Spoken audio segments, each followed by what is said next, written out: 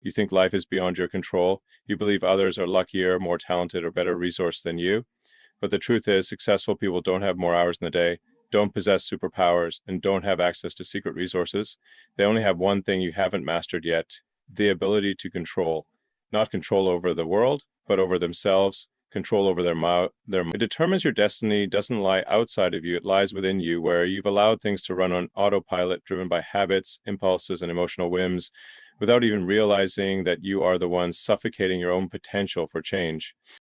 Each morning when you wake up, you don't need anyone to remind you what to control. Life will test you instantly.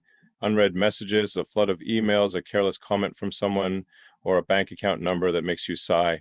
All of these are tests, and if you're not in control of yourself, you'll be controlled without even knowing it. You'll react instead of respond. You'll say things you shouldn't have said. Think things that don't deserve your energy. Buy things you don't need, and ultimately live a life that isn't truly yours. You'll think you're awake, but in reality, you're dozing off inside a system you never consciously designed. I'm not talking about someone else's story. I'm talking about you and how you can begin to take back the steering wheel of your life. You don't need to change the whole world. You just need to start with one thing: control. A person who can't control their mouth will destroy relationships. A person who can't control their mind will lose direction before even taking a step. A person who can't control their emotions will let one moment of anger ruin an entire week. And a person who can't control their money will always live under pressure, no matter how much they earn. You don't have to control everything, just those 4 pillars, and you'll shift your entire life. Why? Because every choice you make stems from one of those 4 things. You make poor decisions when your mind is clouded with confusion. You say the wrong words when driven by impulse. You give up when negative self-talk takes over. You choose the wrong direction when your finances strip away your freedom of choice. But when you control yourself, you can stand firm even when everything around you is in chaos. You can speak less, but speak truthfully. Think less, but think deeply. Buy less, but buy with purpose. When emotions rise, you still stay the course. The world can't control you, because you are controlling yourself. This isn't advice, it's a warning. If you don't control yourself, someone else will. Brands, social media, old habits, unresolved emotions, even people who appear to love you. Lack of control is the most subtle form of surrender. And you'll no longer know what part of you is real and what part is programmed, but don't blame your circumstances. You didn't get to choose your starting point, but you do get to choose how you respond. No one is born with discipline. No one is naturally great at self-control. It's a decision, and you have to make that decision every single day until it becomes your second nature. When you begin to control yourself, something strange happens. The world no longer feels as hard as it used to. Not because the world changed, but because you became stronger. The inner strength makes the outer chaos manageable. And that is the root of freedom. You don't need to master the world. You just need to master yourself. And mastery doesn't mean controlling others. It means controlling the very forces that control you every day. There is no secret, no magical technique, only one truth. The more control you have over yourself, the more freedom you will experience. And if you truly want to create a life that isn't dictated by emotions, circumstances, or public opinion, then everything begins with you. Rather than control, every word you speak is rewriting the genetic code of your life in ways you don't even realize. Words are not just communication, not just sound. They are signals to the brain, commands for action, blueprints for the reality you are living in. Everyone talks, but very few people are conscious of how they're using language to reprogram themselves or self-destruct. You don't live in an objective world. You live in a world you describe with your words. And if you constantly say, "I'm tired, everything is awful, I don't know if I'll make it," then you don't need anyone else to hold you back. You are shutting the door on your future with your own mouth. Your words are the first raw material shaping your confidence, your direction, and your ability to take action. Strong people don't necessarily speak loudly, but they speak clearly, decisively, without complaining, without beating around the bush, and without poisoning the air around them, because they know words are energy. That energy either lifts you up or drags you down. There's no neutral ground. Think back to the last time you met someone who constantly complained, blamed others, or spoke venomously. How did you feel? Did that energy inspire you or drain your life force? Now, look at yourself. How do you speak every day? Most people live unconsciously in their speech. They let emotions control their mouth. They say things just to vent anger, pain, or worry, without knowing that each of those moments chips away at their belief, corrodes their self-respect, and wears down their inner trust. One careless word can destroy a relationship, an opportunity, or a reputation that took a year to build. You may think an apology can fix it, but what's spoken cannot be taken back. Only the consequences remain. And most importantly, how you speak to yourself. Your inner dialogue is either a curse or a prayer you repeat daily. You say, I'm not good at that, I'm not right for this role, I just got lucky, and your brain takes it as truth. You don't need anyone else to criticize you. You're already programming failure into your system before even stepping out of bed. On the other hand, if you dare to face yourself and say, I don't know this yet, but I will learn, I've overcome worse than this before, I deserve something good, you're not just saying words, you're sending signals to your entire nervous system about where to go and what to act on. And your system will start responding. I've met people who aren't particularly smart, privileged, or well-connected, but their speech is precise, thoughtful, and full of strength, because they understand that no one succeeds with their words, but every success begins with how you use your words. Speech is not the destination, it's the switch. When you speak differently, your brain thinks differently. When your brain thinks differently, your behavior changes. And when that behavior is repeated long enough, your life changes direction. Many people ask, where should I start changing? The answer is with your words, before action, before mindset, before belief. Because speech is the closest thing to you, the most familiar, and also the most easily overlooked. Start observing every time you're about to say something, pause for half a second and ask, will this make me stronger or weaker? If it weakens you, stay silent.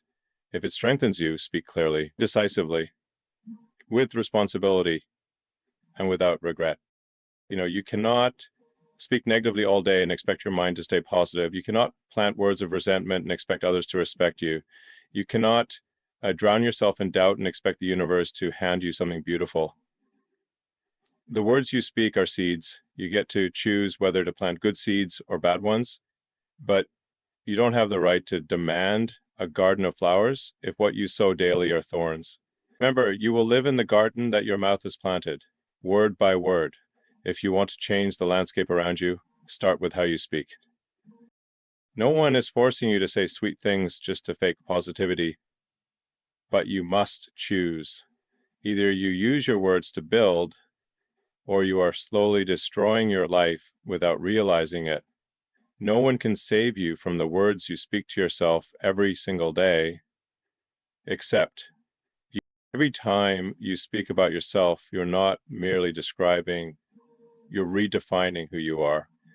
And that definition seeps into your subconscious, becoming the template for every choice you make. You won't see the effect immediately, but it accumulates like water dripping on stone. You say, I'm not good enough, and begin avoiding opportunities that would help you grow.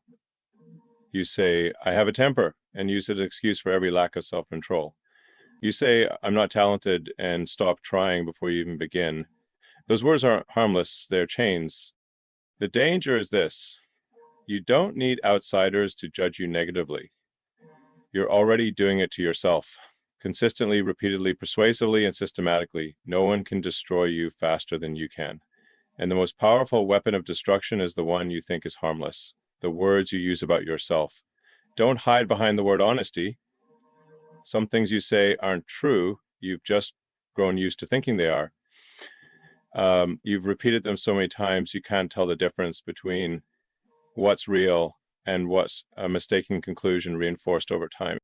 If you label yourself as a failure, your brain won't argue. It will simply start gathering evidence to support that label. It will ignore your wins, exaggerate your losses, and lead you exactly in the direction your words have mapped out.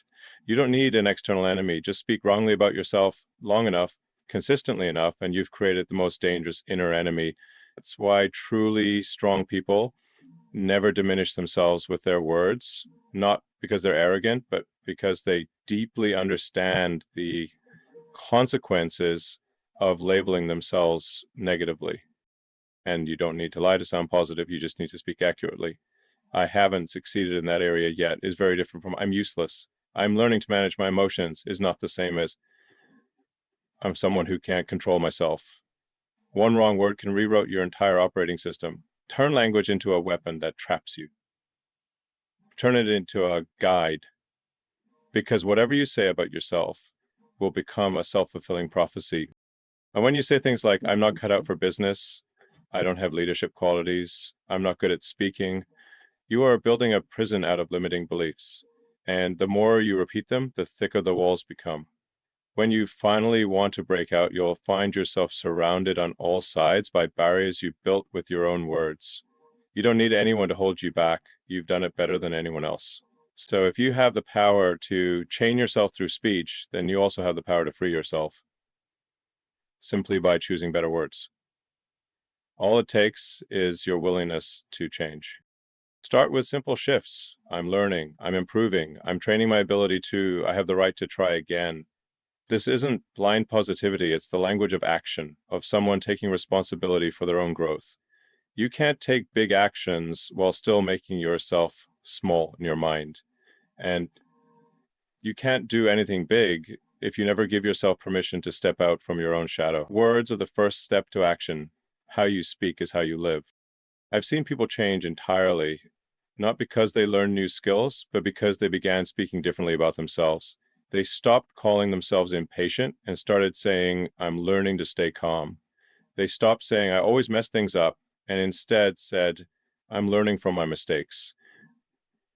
And strangely enough, their lives began to reflect exactly what they said. There's nothing magical here. It's simply that they started using their brain the right way by programming it through speech.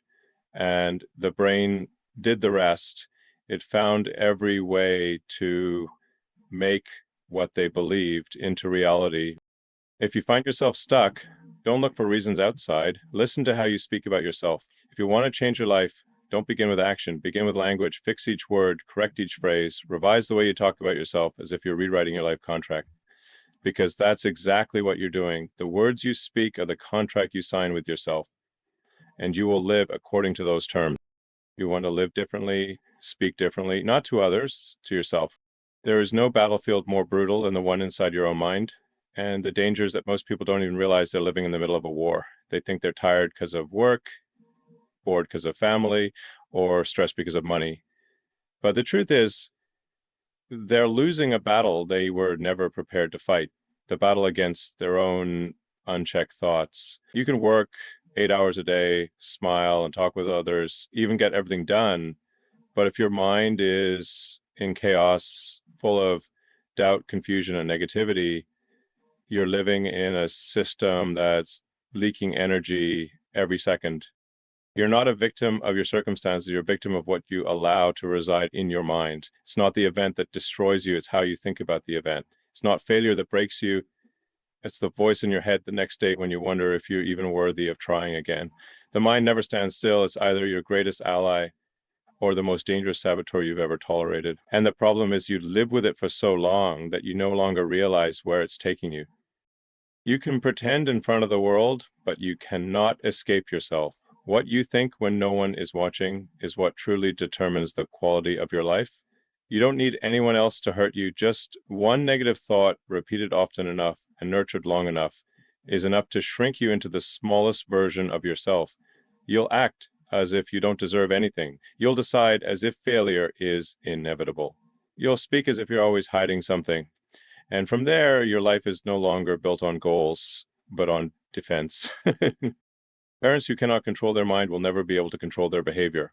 Because every action, no matter how small, begins with a thought. And when a thought becomes an automatic stream, it forms habits. Habits once accumulated long enough shape destiny. You want to change your life? Don't start with a plan. Start by asking, what thoughts am I allowing to rule my mind every day? The truth is, your mind doesn't know right from wrong. It only knows that whatever is repeated the most becomes truth. If every day you think you're useless, that you're not capable, that others are better, your mind will take that as reality and find every piece of evidence to confirm it. You don't see the world as it is. You see it through the filter of the thoughts you nurture. And if that filter is full of doubt, fear, and smallness, even if opportunity stands right in front of you, you won't see it. I'm not telling you to force positivity or deny hardship. I'm telling you to consciously choose your thoughts. Just as you wouldn't let anyone walk into your home, you must not let every random thought pass through your mind without permission. Every time a negative thought appears, you have three choices: accept it, challenge it, or replace it. Most people choose the first. People who own their lives choose the third.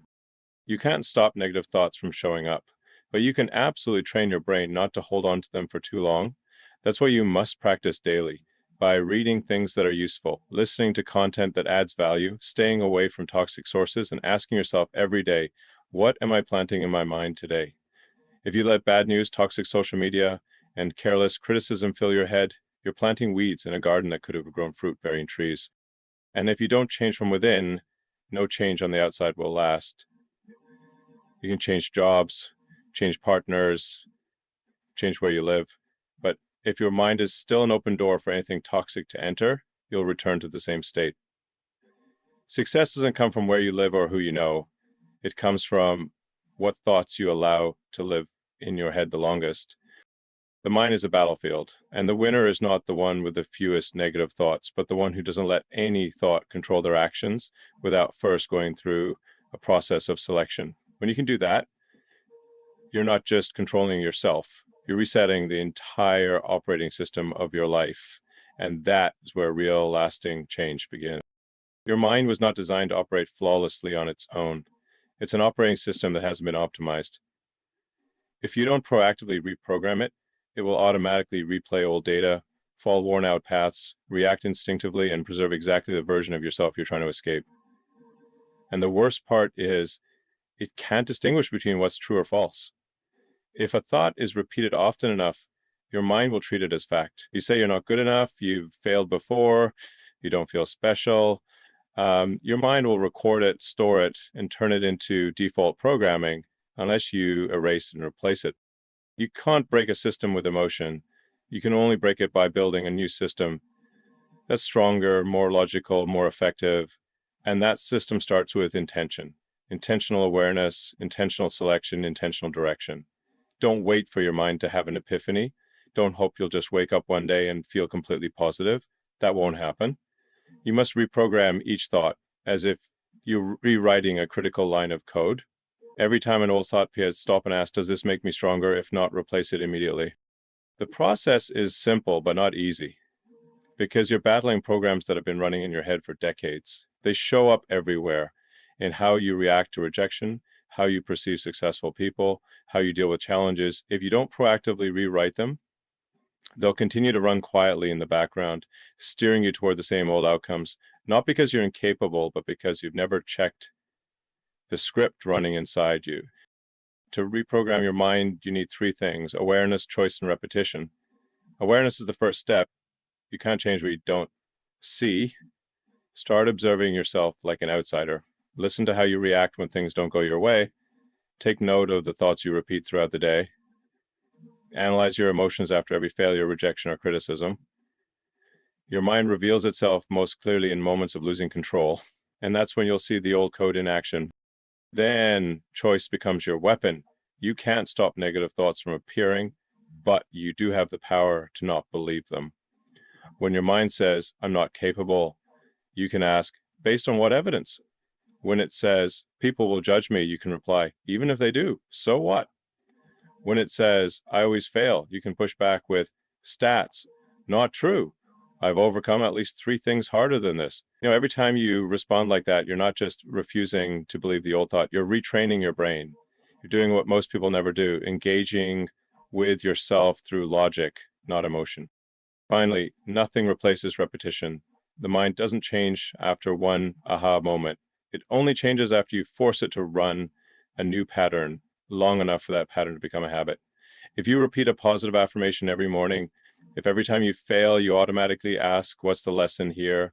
If every time you want to quit, you tell yourself, this is worth persevering for, then after a few weeks, your brain will adopt that as its default response. And that's when you'll stop trying to think positively. You will think positively because that's how your brain is being reprogrammed. Don't wait for inspiration before taking action. Action is what creates the state you're waiting for. Don't wait for your mind to be perfect before you start living differently. Start living differently, and your mind will be forced to adapt. The more proactively you redirect your thoughts, the more you weaken the old patterns that are holding you back. And one day you'll notice you no longer compare yourself, no longer get hurt by every criticism, no longer feel not enough when you see someone else succeed. Not because the world changed, but because you rewrote your internal map. Your mind is the operating system of your life. If you don't actively update it, you're letting an outdated version silently limit your entire future.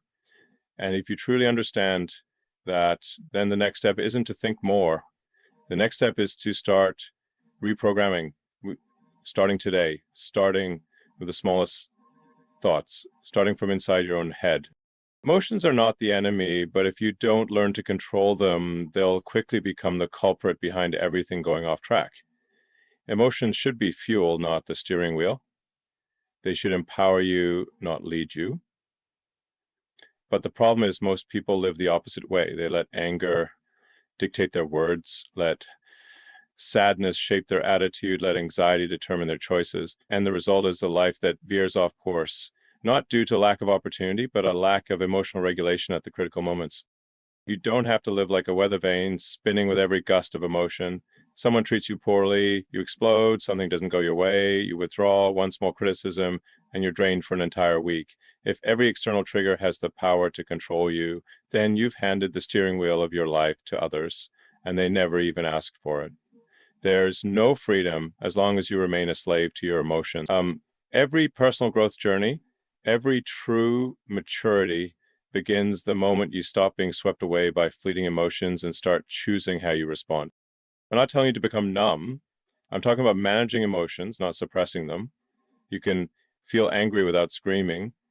You can feel disappointed and still behave respectfully. You can feel anxious yet still act with discipline. That's not fake. That's power. True strength doesn't mean you don't feel anything. It means you feel everything clearly and still choose to act based on reason, not get swept away by impulsive emotional waves. Emotions are like electricity. If you know how to channel it, it can power the entire system. But if you touch it carelessly, it can electrocute you.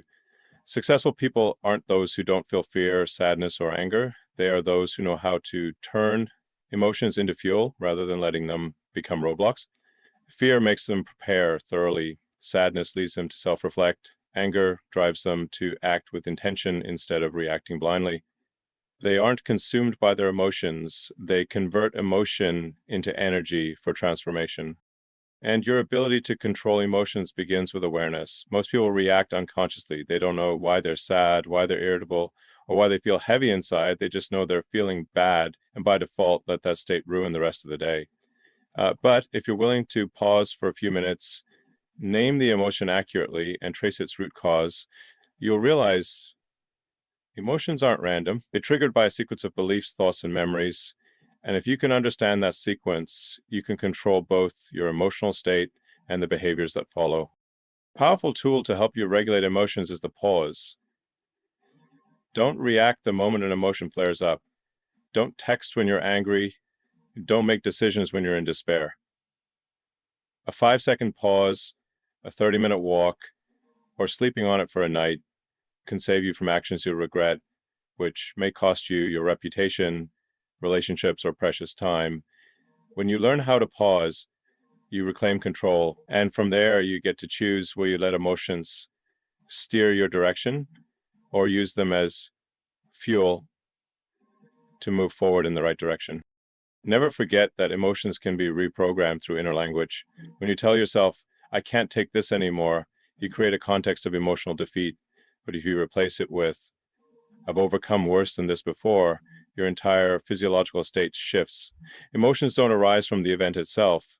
They arise from how you interpret the event. And interpretation is the space where you have full control. You don't have to master the world. You only have to master the story you're telling yourself about the world. If you ever doubt the power of emotional control, just observe the person you respect most. None of them lose control over criticism, financial stress, or rejection. They remain calm because they understand that emotions are signals, not commands.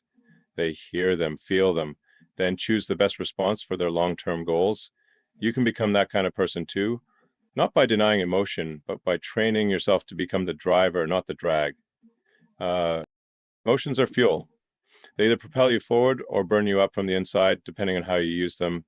If you want to enter a phase of life where you're no longer ruled by emotions, but instead using them properly to accelerate, that begins today, not by changing others, but by changing how you respond to everything happening around you. There's a simple habit, almost trivial in the eyes of the world, yet is the most powerful tool to shift your mood, your energy, and even the direction of your entire day: gratitude. You don't need to be wildly successful. You don't need to have solved all your problems. You just need to look at your life the right way, and everything changes. Gratitude is not a moral act. It's a spiritual survival strategy. It's a core skill that helps you maintain a positive state, even when reality hasn't caught up yet. Everyone hits rock bottom at times. But the difference is this: people who fail let their emotions drag them further into the dark, while those with gratitude, even when hurt, disappointed, or defeated, still manage to see the faintest light and use it to keep their inner world alive. You don't need to feel better right away. You just need enough clarity not to be crushed by negativity. And the tool for that, you already carry it with you, though you rarely remember to use it: gratitude. No day is so bad that you can't find something to be thankful for. If you're still able to wake up in the morning, you already have more than millions who no longer have the chance to start over.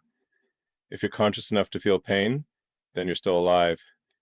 If you have someone to care about, an opportunity to make things right, a body that can still move, you still have resources to create change. But you won't see any of that if you only focus on what you don't have, what's missing, what hasn't been achieved. Your mind is naturally wired to focus on the negative. It's an ancient survival mechanism. But if you let it run unchecked, it will blind you to everything good in front of you and register only what's lacking. When you train yourself to pause for a few minutes each day, not to complain, not to worry, but simply to give thanks, you're adjusting the lens of perception. And from there, you reshape your entire reality, because reality doesn't lie in the events themselves. It lies in how you feel about those events.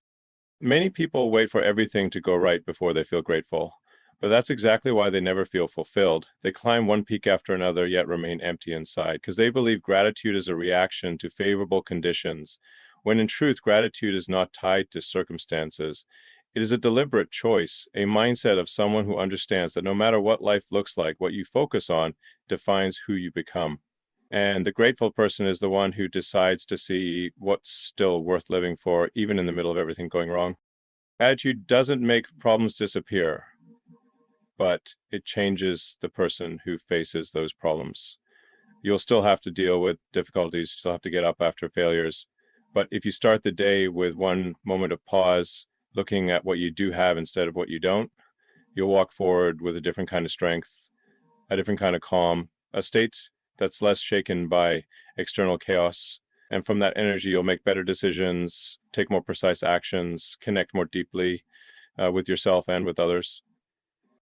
If you're stuck in negativity and don't know how to escape, don't force yourself to think positive. Just think honestly. Ask, what is something in my life today, however small, that I can still be thankful for? Maybe it's a clean glass of water, a friend who listens, legs that can still run, or just the quiet of not being interrupted. That alone is enough to remind you life still has a beautiful side, and you still have a reason to keep going, not for anyone else, but because gratitude is helping you see life through a different lens, clearer, steadier, and less harsh. Gratitude doesn't come from having enough. It comes from knowing enough.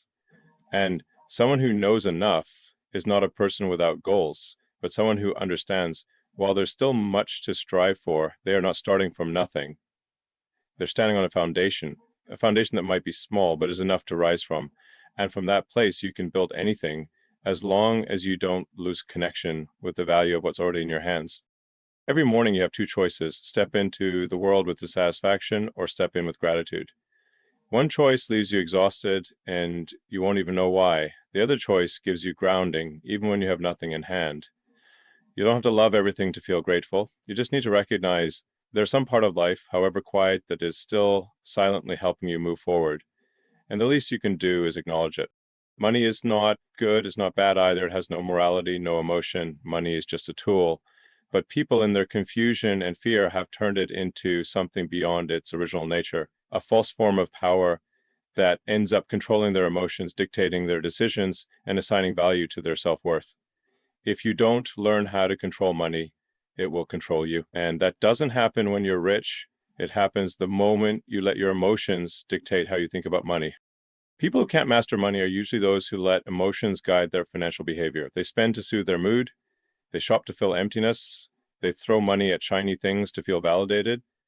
And then they wake up one morning, look at their account, look at their future, and feel like they've lost control of their own lives. Not because money is the problem, but because of how they think about money and how they use it as an emotional reaction rather than a strategic tool. Money's not the goal. It's a lever. It's a part of the system that helps you live aligned with your values, your purpose, and your true self. But if you have no plan, no principles, no vision, then money will become an addiction and you'll keep running without knowing where you're going, just so that you don't feel less than others.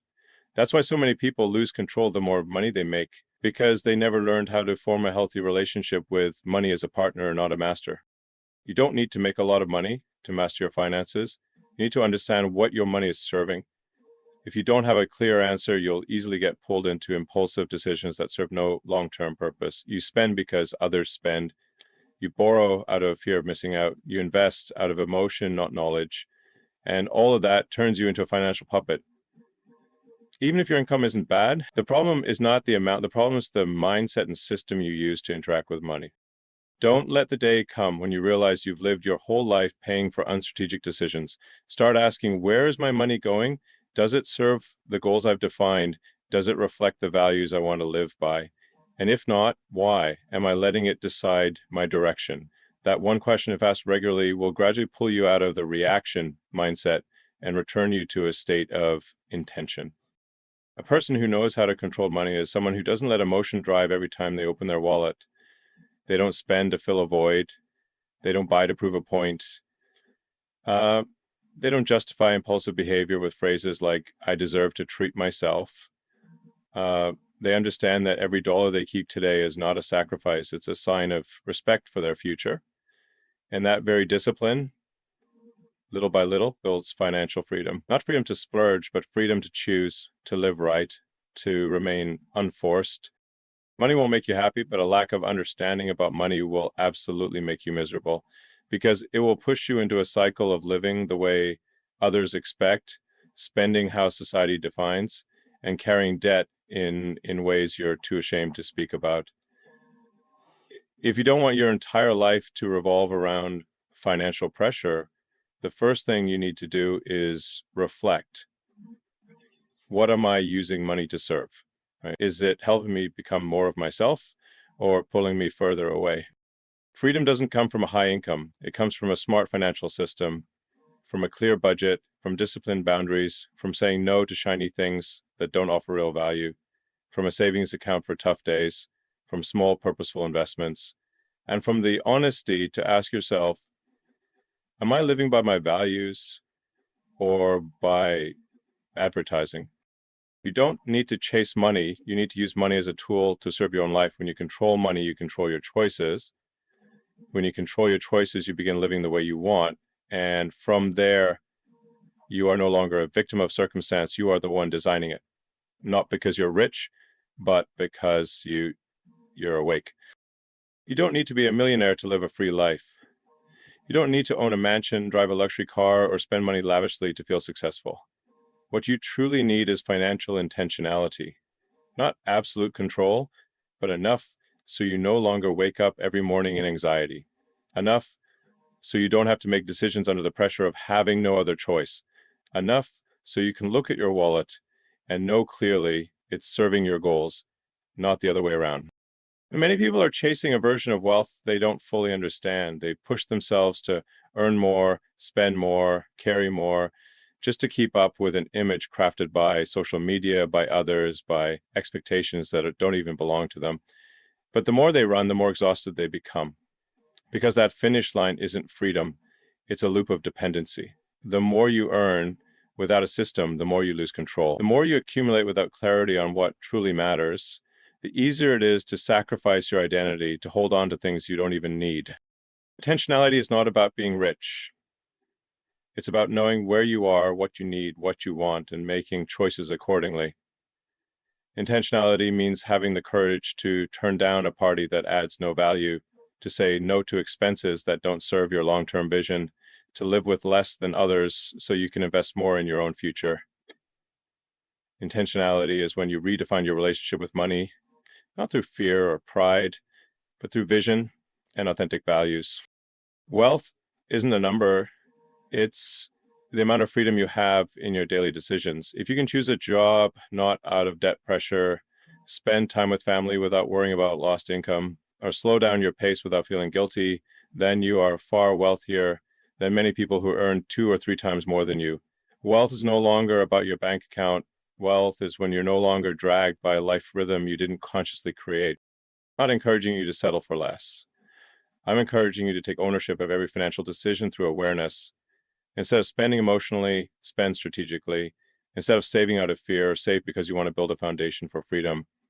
Instead of investing because someone showed off profits, invest because you understand your goals and the risks. Each of those actions, though small, rewrites your entire personal financial map and rewrites your future too. The biggest issue isn't how much you earn, it's how much of it leaks into things that don't matter. A financially intentional person always has a cash flow map. They know where the money comes in, where it goes out, and why. They don't let themselves get lost in a maze of consumption. They don't buy things just because they're on sale. They don't let fleeting emotional moments destroy long-term plans. And because they control that system, they don't need massive income to live well. They just need to live rightly and consistently. You don't need $100,000, 0 cents to start feeling secure. You need a mindset of control. Every time you open your wallet, scroll your phone, or feel tempted by something labeled must have, because peace of mind doesn't come from excess, it comes from clarity. When you know exactly what is enough, you'll stop being haunted by the feeling of lack. And from that place, you can begin building a life system that isn't shaken by temptation, comparison, or the pressure to prove yourself. Financial intentionality doesn't just help you live comfortably, it helps you live truthfully. Because only when you stop relying on money to feel okay can you return to the things you truly want. You can pursue passion without fear of going hungry. You can walk away from a toxic environment without fear of missing a payment. You can slow down without guilt pulling you back. And that's when you realize being rich is not the goal. Being intentional is. Because it's intentionality that protects your dignity, your peace, and your freedom of choice in any situation.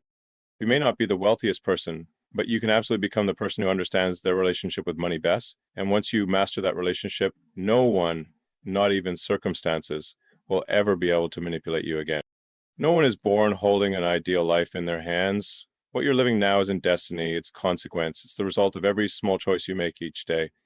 From how you speak, how you think, how you react, to how you use your time, energy, and money. You don't live by the will of fate. You live according to a system you're operating.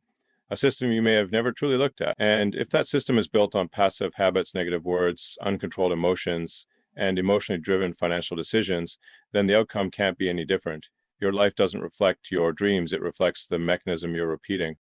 If you don't like your reality, don't wait for some miraculous event to change everything. Start by controlling the internal factors you've always thought were insignificant. The words you speak to others, the words you speak to yourself, the thoughts you allow to stay in your head, the emotions you let yourself get carried away by, the way you spend even the smallest amount of money. These things may seem trivial, but they're quietly building or breaking your entire future. You don't need to be perfect to start living your own life. You just need to stop living a default one, a life built on others' expectations, a life defined by society, a life you live simply out of fear. Fear of judgment, fear of being left behind, fear of not measuring up.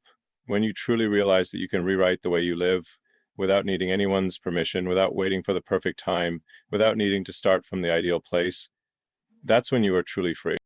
Freedom doesn't come when you have more, it comes when you control more within yourself.